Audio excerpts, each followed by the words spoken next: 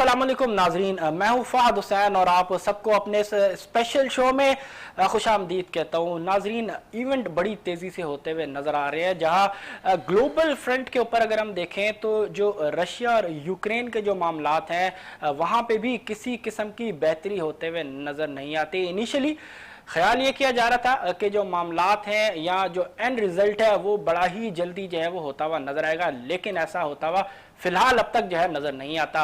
और जो जो एक्शन है रशिया का यूक्रेन में वो अब प्रोलॉन्ग होता हुआ नजर आ रहा है और उसका जो इम्पैक्ट है वो इंटरनेशनल मार्केट के अंदर हम कमोडिटी प्राइसेस में होने वाले इजाफे की सूरत में जो है वो देख रहे हैं। और उसका पाकिस्तान की इकोनॉमी पर कितना इम्पैक्ट पड़ सकता है ये भी एक बड़ा सवालिया निशान है और उसको गवर्नमेंट किस तरह मैनेज करेगी वो भी बड़ा ही इंपॉर्टेंट होगा। लेकिन इस वक्त अगर हम लोकल जो पॉलिटिकल सूरत हाल है उसको अगर हम मद्देनजर रखें तो उसका जो इम्पैक्ट है वो ग्लोबल इवेंट से कहीं ज्यादा जो है वो अहमियत अख्तियार करता हुआ नजर आ रहा है, क्योंकि रिसेंटली अगर हम देखें कि जब से ये नो ट्रस्ट मोशन के हवाले से सूरत हाल के अंदर तेजी आते हुए नजर आई है, उसका इम्पैक्ट जो है मार्केट के ऊपर हम जो है वो विटनेस करते हुए देख रहे हैं, जहां वॉल्यूम्स पिछले कई माह से ऑलरेडी जो है बहुत कम होते हुए नजर आ रहे थे। और मार्केट की भी अगर हम देखें तो जो डायरेक्शन है वो एक क्लियर डायरेक्शन नहीं थी, एक रेंज के अंदर मार्केट ट्रेड होते हुए नजर आ रही थी, जहां मार्केट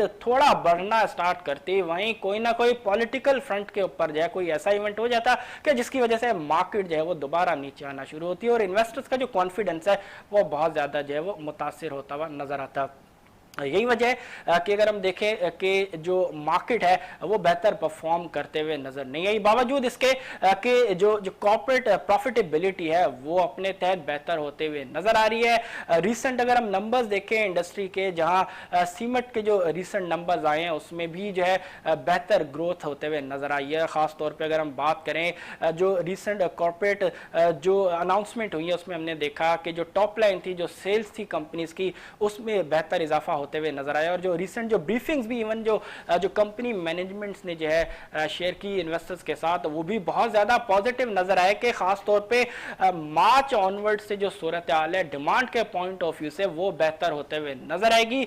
और रिसेंटली अगर हम देखें कि खाली मार्च के महीने में रीबास की प्राइसेस के अंदर मल्टीपल टाइम्स जो है कंपनीज ने जो है इजाफा किया है। हालांकि रीजन उसका जो है वो बड़ा क्लियर है कि इंटरनेशनल मार्केट के अंदर जो स्क्रैप की जो प्राइसेस है उसमें बड़ा तेजी से इजाफा हुआ है और उसका जो इंपैक्ट है उसको पास ऑन करने के लिए कंपनीज को जो है प्राइसेस में इजाफा करना पड़ा। लेकिन ये इतना आसान नहीं होता कंपनीज के लिए अगर जो डिमांड है वो बहुत ज्यादा जो है वो सॉलिड ना होती। यही वजह है कि जिस तरह अगर हम देखें दिसंबर में भी जहां जो कॉस्ट ऑफ प्रोडक्शन है वो बढ़ते हुए नजर आई थी, वहीं हमने देखा कि साउथ में जो कंपनीज हैं उन्होंने जो रीबास की जो प्राइसेस हैं उनको जो है वो कम किया था। उसकी वजह ये थी कि जो डिमांड है उस वक्त बहुत ज्यादा कम होते हुए नजर आ रही थी और कंपनीज जो है उनकी एबिलिटी नहीं थी कि जो कॉस्ट प्रेशर्स हैं उनको एंड कंज्यूमर्स के ऊपर पास ऑन कर सकें। लेकिन रिसेंटली मार्च के अंदर सूरत हाल मुख्तलिफ है। मार्च में हमने देखा कि कंपनीज ने जो है ना सिर्फ एक दफ़ा बल्कि एक से ज़्यादा मरतबा जो प्राइस है, रिटेल प्राइस है, उसमें जो है इजाफा किया। इसका मतलब यह है कि जो डिमांड है वो दोबारा से रिवाइव हो चुकी है। यही वजह है कि कंपनीज बहुत ज़्यादा कंफर्टेबल पोजीशन में है कॉस्ट को एंड कंज्यूमर्स के ऊपर पास ऑन करने के लिए। लेकिन सवाल यह है कि इस वक्त मुल्क के अंदर जो पॉलिटिकल सूरत हाल है ये कब जाके सेटल डाउन होगी, क्योंकि जब तक ये एक अनसर्टेनिटी पॉलिटिकल फ्रंट के ऊपर बरकरार रहती है तो तब तक इन्वेस्टर्स डेफिनेटली वो मार्केट में आते हुए नजर नहीं आएंगे। क्योंकि कौन इन्वेस्टर्स होगा जो ऐसी सूरत हाल में जहां अनसर्टेनिटी अपने पीक लेवल्स के ऊपर होगी। और जहां हम फॉरेन इन्वेस्टर्स की बात करते हैं तो वो तो चाहते ही यही है कि पॉलिटिकल स्टेबिलिटी हो ताकि जो पॉलिसीज का जो तसलसल है वो बरकरार रहे। लेकिन यहाँ सूरत हाल बहुत मुख्तलिफ नजर आती है और इतनी तेजी से सूरत हाल बदल रही है कि इनिशियली अगर हम देखें तो बज़ाहिर नजर ये आ रहा था कि जो अपोजिशन पार्टी है वो पहले की तरह इस मरतबा भी नो ट्रस्ट मोशन में कामयाब नहीं हो सकेगी। लेकिन सूरत हाल फिर तब्दील हुई, फिर हमने देखा कि जो गेम है वो पोजीशन पार्टीज की तरफ जाते हुए नजर आई। फिर उसमें एक और ट्विस्ट देखा कि जहां पीटीआई ने बड़ा जोर लगाया और हमने देखा कि काफ लीग जो है वो हमने देखा कि गवर्नमेंट को जो है सपोर्ट करते हुए नजर आई। लेकिन फिर एक और ट्विस्ट जहां एमक्यूएम ने जो है अपनी जो वजारतें हैं वहां से ना सिर्फ इस्तीफा दिया बल्कि अपोजिशन को इस मोशन में जो है सपोर्ट करने के हवाले से भी फैसला किया। तो सूरत हाल बड़ी ट्रिकी है इस वक्त। अगर हम ग्राउंड रियलिटी देखें तो इस वक्त अपोजिशन पार्टीज के जो नंबर्स हैं वो 199 तक पहुंच चुके हैं। यानी असूली तौर पर अगर हम देखें तो जो गवर्नमेंट की जो अददी बर्तरी है वो इस वक्त जो है गवर्नमेंट खो चुकी है। लेकिन अभी भी रिसेंटली अगर हम देखें जो फवाद चौधरी साहब का जो स्टेटमेंट है वो तो अभी भी बड़े ज्यादा पुरअतमाद नजर आते हैं और वो इसको तशबीह देते हैं 1992 के वर्ल्ड कप से, कि वहां पे भी इसी तरह का जो है उतार चढ़ाव रहा था, लेकिन हमने देखा कि जो एंड रिजल्ट था वो पाकिस्तान के फेवर में था। लेकिन अब देखते हैं कि आया वही जो सूरत हाल है वो यहाँ भी होते हुए नजर आती है या नहीं। इन तमाम मामलात पर बात करने के लिए इस वक्त हमारे साथ प्रोग्राम में मौजूद हैं बड़े सीनियर एनालिस्ट हैं, इकोनॉमी के ऊपर बड़ी गहरी नज़र रखते हैं। सईद साहब इकोनॉमिस्ट हैं आदम सिक्योरिटीज़ लिमिटेड में, जबकि मार्केटिंग के मामलात को देखते हैं शारिक साहब, वो भी इस वक्त हमारे साथ प्रोग्राम में मौजूद हैं। बहुत शुक्रिया दोनों साहब का जो है प्रोग्राम में ज्वाइन करने के लिए। सईद साहब, पहला सवाल कि जो इस वक्त पॉलिटिकल सूरत हाल है, जहाँ हमने जो है बड़ा ट्विस्ट होते हुए देखा सूरत हाल को, इसका इकोनॉमी के ऊपर कितना बुरा असर पड़ सकता है? क्योंकि रिसेंटली अगर देखें कि जो रुपी है वो तेजी से जो अपनी वैल्यू खोता हुआ नजर आ रहा है और गवर्नमेंट फिलहाल फोकस भी नजर नहीं आती, और कैसे फोकस करे कि जहां दीगर मामलात जो है वो बहुत ज्यादा इस वक्त जो है वो एक्सट्रीम लेवल्स के ऊपर पहुंच चुके हैं। जी बिल्कुल, कुछ सिचुएशन इस तरह से हो गई इस टाइम इकॉनमी की हमारी के जो है हमारे जो रिजर्व्स हैं वो हर वीक पे अगर हम देखें तो जो है वो रेगुलरली डिप्लीट होते नज़र आ रहे हैं हमें।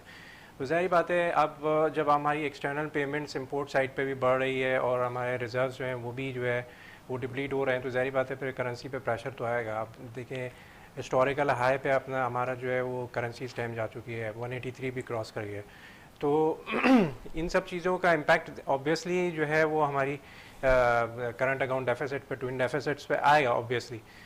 तो जिस तरह से ऑब्वियसली अब रुपी डेप्रिसिएशन की बात करें अगर आप, तो वो मोस्टली जो है वो हमारे एक्सपोर्ट सेक्टर्स को थोड़ा फ़ायदा देता है, तो उसकी वजह से थोड़ी सी हमारी इस महीने की जो एक्सपोर्ट्स होंगी वो थोड़ी सी हमें बेहतर नज़र आएंगी। ऑन द अदर साइड अगर हम इंपोर्ट्स की बात करें तो इंपोर्ट्स हमने जो है वो ऑस्टेरिटी मेजर्स जो इमरान खान साहब ने लिए थे, तो उसकी बेसिस पे थोड़े से जो है वो थोड़े से बेहतर होते नज़र आएगी। इंपोर्ट्स हमारी काफ़ी हद तक जो है वो बेहतर हुई हैं, मतलब ये कि जो है वो थोड़ी डिक्लाइन हुई हैं। तो उसकी बेसिस पे अगर हम बात करें तो हमारा इस महीने का मतलब पिछले महीने का फरवरी का जो हमारा करंट अकाउंट डेफिसिट था वो भी आप सबको पता है कि वो काफ़ी नीचे आया था, जो हमारी एक्सपेक्टेशंस थी उससे काफ़ी नीचे आया था। तो उसमें जो मेजर कंट्रीब्यूशन था वो यही था कि हमारा ट्रेड डेफिसिट काफ़ी इम्प्रूव हुआ था और इंपोर्ट्स हमारी काफ़ी नीचे आई थी, तो उसकी वजह से जो है थोड़ा सा हमारा करंट अकाउंट डेफिसिट काफ़ी इम्प्रूव हुआ था।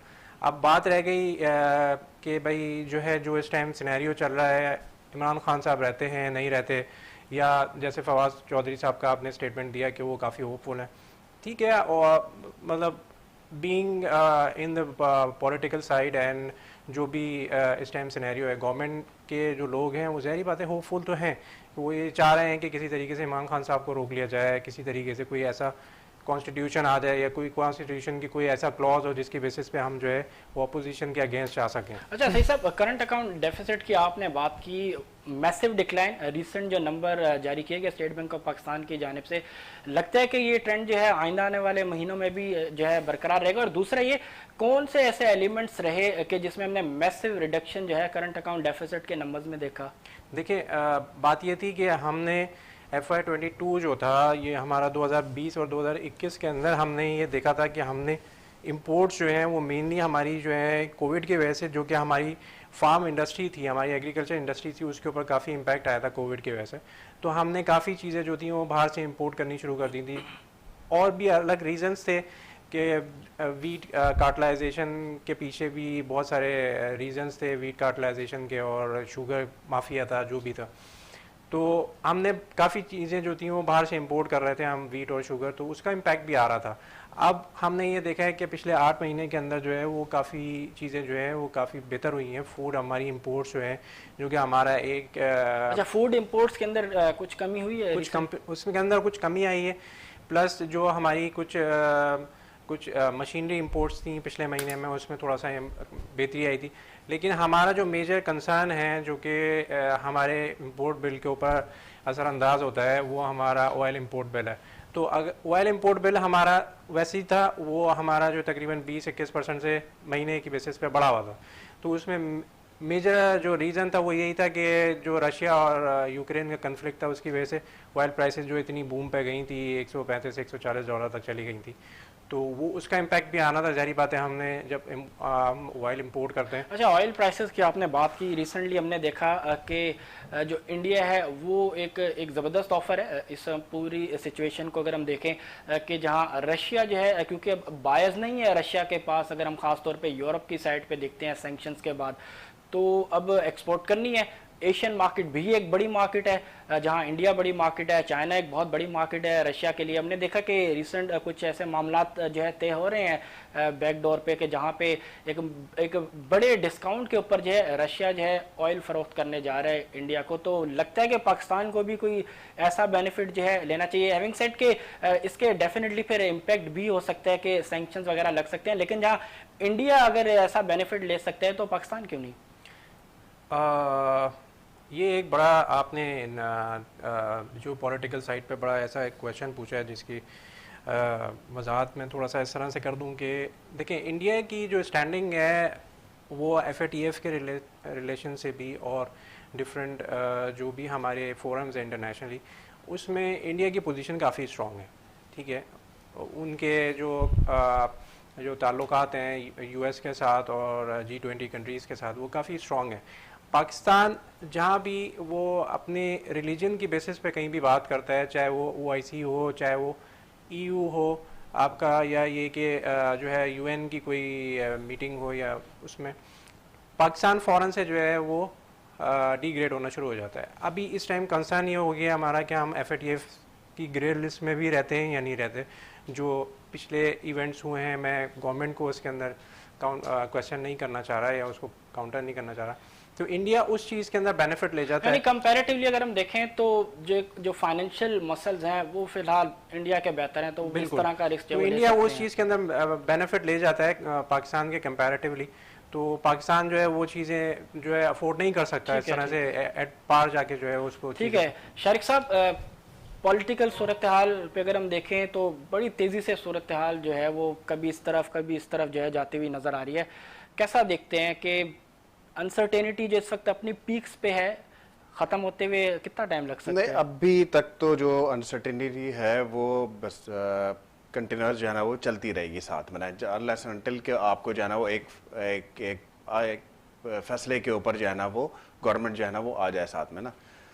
फिर इसमें जो है ना जिस तरह से MQM जो है ना वो जाके पीपल्स पार्टी के साथ और फिर बलूचिस्तान के MPs के साथ MNAs के साथ जो है ना इनको साथ जो है ना वो मिली है साथ में, और फिर एक प्रेस कॉन्फ्रेंस भी हुई है इसमें। तो आप अगर इसके ऊपर देखें तो MQM और पीपल्स पार्टी का जो अलायंस है बहुत ज़्यादा कनेक्टिविटी चलती नहीं है इनकी साथ में ना। जब भी अलायंस होता है कहीं नहीं जो है ना वो फिर मामला जो है ना वो गड़बड़ हो जाते हैं साथ में, जो कंटिन्यूस होनी चाहिए वो चलती नहीं है। फिर मसला उसी चीज़ के ऊपर होता है कि आप शहर के हालात किस तरह से मैनेज कर सकते हैं, किस तरह से कराची को डेवलप की बातें जो है ना वो कर सकते हैं, क्या इनके पास जो है ना वो प्लान है जिस तरह से जो है ना वो चीज़ें बेहतर हो जाएं साथ में ना। तो अभी जैसे जहांगीर तरीन का ग्रुप है, ठीक है, वो भी जो है ना वो शाम तक जो है ना इनका कुछ जो है ना फैसला जो है ना वो हो जाएगा कि क्या ग्रुप जो है ना वो क्या फैसला करता है। फिर जाके जो है ना वो एक सूरत हाल जो है ना वो आपको समझ में आएगी कि अपोजिशन जो है ना वो किस तरह से जो है ना वो गवर्नमेंट को जो है के साथ जो है ना वो टेक ओवर करेगी, या फिर जो है ना वो प्राइम मिनिस्टर जो है ना वो रिज़ाइन जो है ना वो करेंगे साथ में ना। तो सिलसिला तो अभी तक कंटेनर्स जो है ना वो चलता रहेगा साथ में। तो अब देखते हैं कि क्या जो है ना सिचुएशन होती है। फिर जो मुक्तदर हल्के हैं जो सिस्टम को जो है ना वो चलाते हैं, ठीक है, उनकी क्या अप्रोच कल से जो है वो आ रही हैं सवाले से भी। जी बिल्कुल, अब उसी हवाले से जो है ना वो ये है कि अगर क्या फैसला वो करते हैं उसके बाद जो है ना वो ये गवर्नमेंट जो है ना वो स्टेबल जो होगी। लेकिन आपको लगता है कि ये जो इश्यूज हैं इस वक्त पॉलिटिकल साइड के ऊपर जो एक क्योस है ये थोड़ा ड्रैग हो सकता है? अब हो सकता है बेसिकली कि अब क्या क्योंकि इसका सिलसिला यही है कि impact पड़ देखें रहा है। आप मार्केट के ऊपर अगर आप देखें तो इन्वेस्टर्स जो मेन इन्वेस्टर्स हैं वो काफी हद तक साइड लाइन है, मार्केट जो है और ना उसका आप इकोनॉमी के ऊपर भी जी इम्पैक्ट देखेंगे, बिल्कुल रुपये के impact ऊपर है। किसी की कोई तवज्जो नहीं है फिलहाल। मार्केट जो है ना वो स्टेगनेंट है। मेरी कंटिन्यूअस जो है ना इन्वेस्टर्स के साथ जो है ना वो बात भी होती है। जो छोटा इन्वेस्टर है, जो हाई नेटवर्थ इन्वेस्टर्स है, वो भी बिल्कुल स्टेगनेंट है। वो अभी कोई पोजीशन के ऊपर नहीं है कि वो बाय जो है ना वो स्क्रिप्ट जो है ना वो ले साथ में ना एग्जैक्टली ना। फिर आईटीज के स्क्रिप्ट जो है ना यानी वो भी कुछ बेहतर चल जाएंगे साथ में इन फ्यूचर, अगर मार्केट जो है ना वो बेहतर जो है ना वो चल जाएगी। कुछ आईपीओ जो है ना वो इन पाइपलाइन है नहीं, हमने देखा जो चलते रिसेंटली रहेंगे साथ में।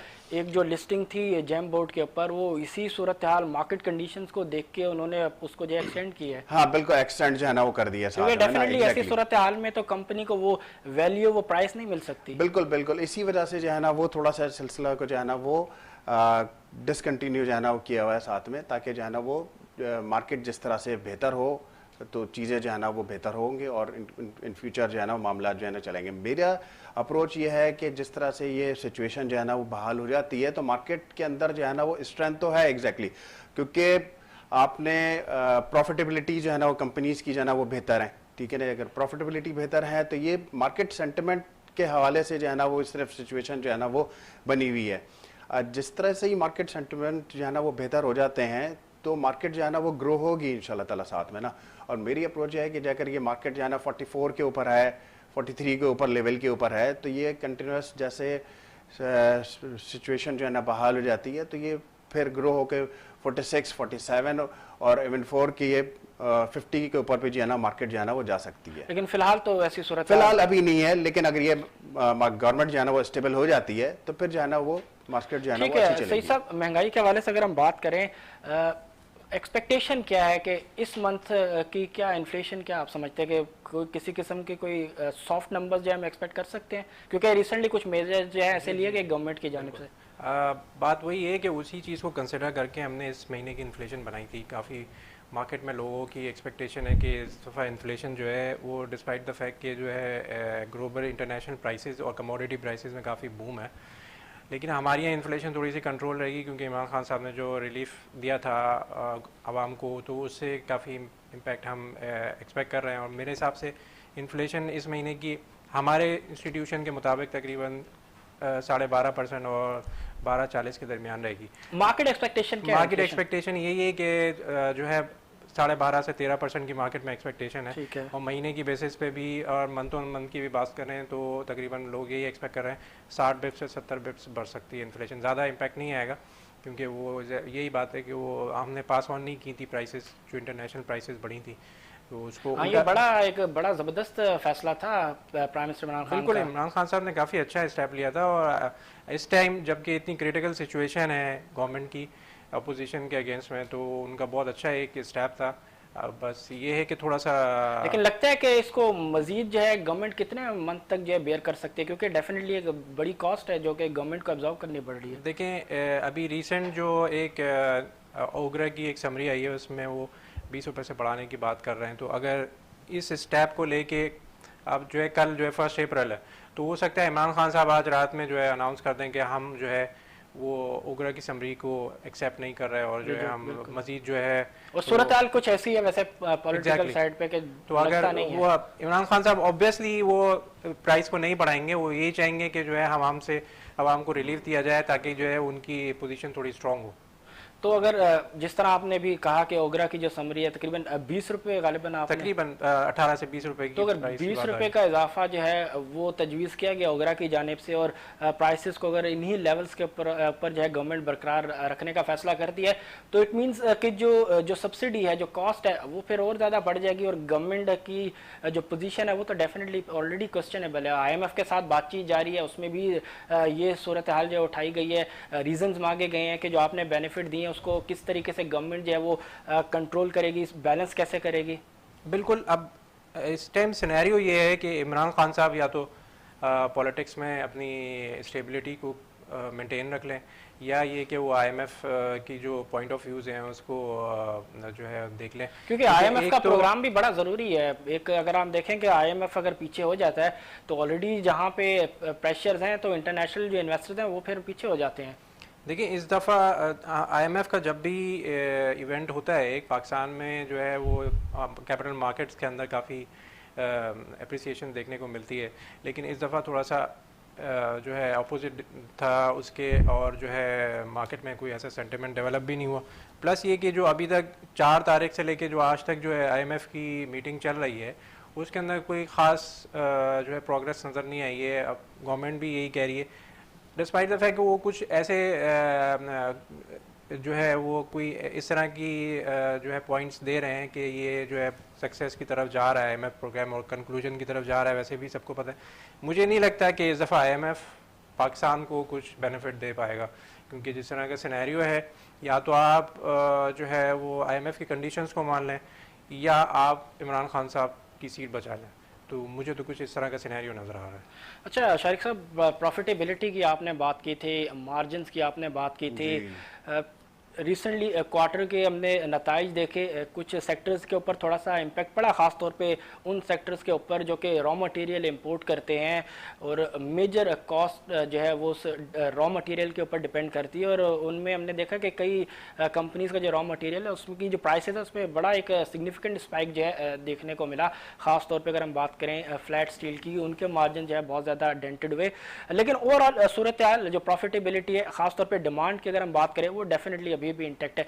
वजह क्या है कि जो इन्वेस्टर्स हैं, अगर हम देखें जो इन्वेस्टर बेस है वो इस वक्त अभी भी कंपैरेटिवली अगर हम कंपेयर करें पूरे रीजन से, तो पाकिस्तान में जो इन्वेस्टर बेस है वो तो नहीं बढ़ पाया, बावजूद इसके कि जो प्रॉफिटेबिलिटी है वो बेहतर से बेहतर नज़र आ रही है। इकोनॉमिक जो ऑप्टिमिज्म है वो इस वक्त बेहतर है। ठीक है, पॉलिटिकल सूरत हाल ख़राब है, लेकिन ये इवेंट जो है वो होते हैं और ख़त्म भी हो जाते हैं, लेकिन जो ओवरऑल जो फंडामेंटल जो लॉन्ग टर्म जो पॉइंट्स है वो तो इंटैक्ट है। और अगर हम देखें कि मार्केट के जो मल्टीपल्स हैं वो भी कंपैरेटिवली हमारी मार्केट जो है बहुत ज़्यादा चीप है, डिविडेंड यील्ड सबसे ज़्यादा बेहतर ऑफर कर रही है। वजह क्या है कि इन्वेस्टर्स क्यों रिलेक्टेंट है पाकिस्तान में, खासतौर पे रिटेल इन्वेस्टर्स की अगर मैं बात करूं, क्यों रिलेक्टेंट नज़र आते हैं इन्वेस्टमेंट के हवाले से? क्या अवेयरनेस का इशू है या ट्रस्ट इशूज़ है? सबसे पहले तो इसमें ट्रस्ट का इशू है, ठीक है ना। इस मार्केट की अगर आप स्ट्रेंथ देखें तो मेरे ख्याल में रिटेल कस्टमर्स 2.5 या 3 लाख एक इन्वेस्टर्स हैं यहाँ पे इस मार्केट के अंदर ना। तो उसमें भी जो डे ट्रेडिंग जो करते हैं ना, 30-35 हज़ार जो कस्टमर्स हैं ना डे ट्रेडिंग के ऊपर में काम कर रहे होते हैं साथ में। एक तो सबसे पहले ट्रस्ट डेफिसिट है इस मार्केट के अंदर। दूसरा ये मार्केट को ग्रोथ करने के लिए फाइनेंशियल लिटरेसी के ऊपर जो है ना वो बहुत काम करने की ज़रूरत है, तभी जाके जो है ना वो चीज़ें जो है ना वो बेहतर होंगी और कस्टमर्स को जो है ना वो चीज़ों को समझाना पड़ेगा, ठीक है ना जी। अब हमने देखा कि माजी में ना कुछ इस हवाले से सेमिनार्स भी जो है PSX की जानिब से किए जाते थे डिफरेंट एरियाज़ में जाके, ताकि लोगों को थोड़ा बहुत बताया जाए कि एक मार्केट भी एक एवेन्यू है कि जहाँ पे आप इन्वेस्टमेंट कर सकते हैं। लगता है कि PSX जो है ब्रोकर्स के साथ मिलकर अगर ऐसा कुछ इनिशिएटिव्स लेके डिफरेंट एरियाज़ में जाके जहाँ पे लोगों के पास पैसा है लेकिन उनको आइडिया नहीं है कि कहाँ कहाँ जो है इन्वेस्ट किया जा सकता है, क्योंकि देखें अगर आप नॉर्मली अगर हम देखते हैं तो बाहर नज़र ये आता है कि शायद एक रियल एस्टेट ही एक इन्वेस्टमेंट एरिया है, स्टॉक मार्केट का शायद लोगों को इतना पता नहीं है। कुछ तो रीज़न है कि जिसकी वजह से इन्वेस्टर बेस नहीं बढ़ पा रहा। देखिए अभी भी अगर इस कैपिटल मार्केट के अंदर जो रिटर्न है ना वो 30 और 25% का रिटर्न जो है ना वो अच्छा हो सकता है। साथ में रियल एस्टेट के हवाले से ये एक फिक्स प्रॉपर्टी है एग्जैक्टली ना, तो यहाँ रिटर्न जो है ना वो बेहतर बन सकता है साथ में ना। लेकिन अगर कैपिटल मार्केट की रिटर्न की बात करें, इससे पहले जो आप बात कर रहे थे कि मार्केट जो है ना वो ग्रो क्यों नहीं होती है और फिर PSX और इन्वेस्टर बेस, तो अगर PSX के साथ जो है ना ब्रोकर्स जो है वो भी एसोसिएट हों और फिर इसमें जो है ना वो छोटी इन्वेस्टर्स को समझाने की तरीके जो है ना वो आप सही तरह से उनको जो है ना वो ग्रैब करवाएं, ठीक है ना। फिर छोटी छोटी प्रेजेंटेशन और इस लेवल के ऊपर प्रेजेंटेशन उनको डिलीवर करें ताकि जो है ना वो इन्वेस्टर इसके ऊपर इस मार्केट के अंदर आए, ठीक है ना। अब अगर आप इन्वेस्टर आए और उनको जो है ना PSX या ब्रोकर जो है ना वो इस लेवल की प्रेजेंटेशन दें जो इन्वेस्टर समझ ही ना पाए साथ में ना, तो इसके ऊपर जो है ना मेरे ख्याल में इस मार्केट के अंदर जो है ना फिर इन्वेस्टर आएंगे नहीं। तो अगर मेरी अपनी अप्रोच ये है कि इन्वेस्टर्स को अगर आपने गेज करना है तो उसी लेवल के ऊपर जो है ना वो आपको लेके आना पड़ेगा। इन्वेस्टर्स को उसी अच्छा, तरह जो से शारिक उनको साहब, समझाना पड़ेगा ट्रस्ट इश्यूज ताकि भी वो तो आए। हैं, उनको कैसे एड्रेस किया जाए? ट्रस्ट भाई इश्यूज तो है अपने। ट्रस्ट उस वक्त ही डेवलप होगा जब आप उनको डिलीवर करेंगे, उनको समझाएंगे कि भाई देखिए ये एक रिटर्न, एक अच्छी मार्केट है जहां पे रिटर्न जो है ना वो जेन्युइन बन सकता है साथ में। अब ब्रोकर्स को जो है ना वो इंगेज करने के साथ में आपको रिसर्चर को भी मार्केट्स के जो मार्केट पर्सन्स हैं उनको गेज करने के लिए एक एसोसिएशन और एक यूनाइटेड नेट्स के साथ जो है ना वो आप इन्वेस्टर को समझाएं, ठीक है ना, छोटी सी प्रेजेंटेशंस दें और जाके उनको समझाएं कि देखें रिटर्न इस मार्केट के अंदर जो है ना वो अच्छे हैं, ठीक है ना जी। और फिर जब मार्केट अच्छी ग्रेजुअली चलेगी साथ में तो ये भी यानी इन्वेस्टर भी जो है ना वो इस मार्केट के अंदर आएंगे साथ में ना। तो मेरी अप्रोच ये है कि आप स्टार्ट करें, ठीक है ना जी, छोटी छोटी प्रेजेंटेशन दें, उनको ये समझाने की ज़रूरत नहीं है कि आप एक बड़े आप जो है ना वो आप बड़े पीसी के अंदर आप प्रेजेंटेशन करवा दें। एक छोटे छोटे यानी आप एसोसिएशंस के पास जाएं, ठीक है, एसोसिएशंस के जो मेंबर्स होते हैं यानी छोटे जो आप मार्केट के लोग होंगे, ठीक है ना जी, उनके साथ एसोसिएशंस हों, ठीक है ना जी। आप टेक्सटाइल एसोसिएशन के पास जाएं, ठीक है ना जी, उनको समझाएं कि ठीक है जी ये मार्केट के अंदर रिटर्न जो छोटा इन्वेस्टर है, ठीक है, जो एम्प्लॉइज़ हैं उनको भी समझाएं कि ठीक है यहाँ से रिटर्न जो है ना बन सकता है। तो ये एक ग्रोथ के लिए एक बेहतर एक अप्रोच है जिसके मैं समझता हूँ कि जो है ना इसको जो है ना उसके ऊपर काम होना चाहिए। ठीक है, फाइनली अगर हम मार्केट की अगर हम बात करें कि हमने पिछले कई सालों से हमने जो है विटनेस किया कि जो टारगेट्स है कि इस साल के एंड तक जो है बेंचमार्क KSE इंडेक्स जो है इन लेवल्स तक पहुंच सकता है, इतना रिटर्न जो है वो जनरेट कर सकता है। फिलहाल तो सूरत हाल डेफिनेटली कुछ ज़्यादा बेहतर नज़र नहीं आती, लेकिन उम्मीद है कि सूरत हाल बेहतर होगी और जो अनसर्टेनिटी है वो ख़त्म होगी, क्लियर एक डायरेक्शन होगी और इन्वेस्टर जो है मार्केट की तरफ दोबारा आएंगे, क्योंकि ओवरऑल फंडामेंटल्स डेफिनेटली अभी भी जो है मार्केट के इंटैक्ट है, सूरत हाल बहुत बेहतर है। लगता क्या है कि सबसे पहले सही साहब आप बताएं कि इस साल के एंड तक बेंचमार्क KSE 100 इंडेक्स कहाँ तक जा सकता है? देखिए इस टाइम जो मार्केट में कंसेंसस था, जो सारे बड़े ब्रोकरेज हाउसेस ने और हमने भी यही हमारी एक एक्सपेक्टेशन थी कि 50 से ऊपर क्रॉस कर जाएगा जब हमने स्ट्रैटेजी बनाई थी CY22 की। तो अभी कुछ सिनेरियो है, बिल्कुल इतनी एम्बिगिटी है पॉलिटिकल साइड पे, फिर IMF का प्रोग्राम है, फिर FATF के मसाइल हैं, फिर पाकिस्तान की जो ग्लोबल पोजीशन है, जियो पॉलिटिकल पोजीशन है, वो काफ़ी अनसर्टेंसी हो गई है, मतलब पाकिस्तान इज़ स्टैंडिंग नोवेयर। तो अभी ये कहना काफ़ी अनसर्टेन है कि हम 50,000 का बैरियर क्रॉस कर पाएंगे नहीं कर पाएंगे। साइकोलॉजिकल बैरियर जो 50,000 का है वो इस टाइम बिल्कुल एक कहना चाहिए फिक्टिशियस टारगेट लगता है। लेकिन ये है कि अगर जिस तरह से आज पिछले एक हफ्ते के अंदर जैसे मार्केट परफॉर्म कर रही है तो उसकी बेसिस पे हम ये कह सकते हैं कि हाँ जो है by the end of June अगर जो है जो पॉलिटिकल सिनेरियो है उसकी बेसिस पे जो है टैक्सेशन आपके बजट में, नए बजट के अंदर कुछ मेजर्स लिए जाते हैं जो आवाम के लिए फ़ायदेमंद है, तो ज़हरी बात है फिर यहाँ से मार्केट में तकरीबन 48 तो लगती है by the end of year and. मैं जून की बात कर रहा हूँ। अच्छा, दिसंबर एंड तक? दिसंबर एंड में मतलब मार्केट यही होगी 48-49 के अराउंड में ही होगी, क्योंकि अभी जो है इलेक्शंस भी करीब हैं, फिर दूसरे सिनेरियोज हैं, तो ज़ाहिर बात है हम यही एक्सपेक्ट कर रहे हैं कि तकरीबन मार्केट को 50 तक तो जाना चाहिए।